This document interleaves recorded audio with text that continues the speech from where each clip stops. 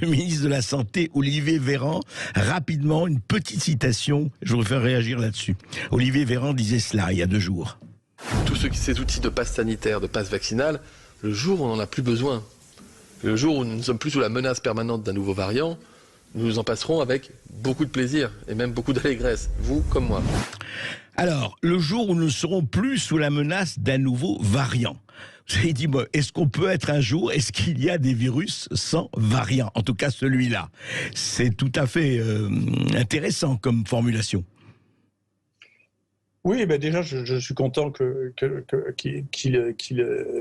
reconnaisse qu'il y a des variants. Vous savez qu'il m'a dit quand même face à face, ce qui était filmé, qu'il n'y avait pas de variant dans ce virus. Donc c'est assez vous a dit intéressant. ça? D'accord. Oui.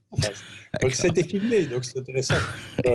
À l'époque où, effectivement, il avait la malchance d'avoir un conseiller qui lui disait, et qui est un virologue, qui lui disait que ça n'existait pas les mutants, les variants chez les virus ARN, ce qui est vraiment une surprise. Et je pense d'ailleurs qu'un des problèmes actuels, c'est que tout ça manque de virologues. Ça manque de connaissent un peu. Oui. Donc il y a un peu des cliniciens qui ont travaillé avec l'industrie, il y a des méthodologistes, il y a des gens qui font de la prédiction à venir sur des maladies qu'on ne connaît pas encore.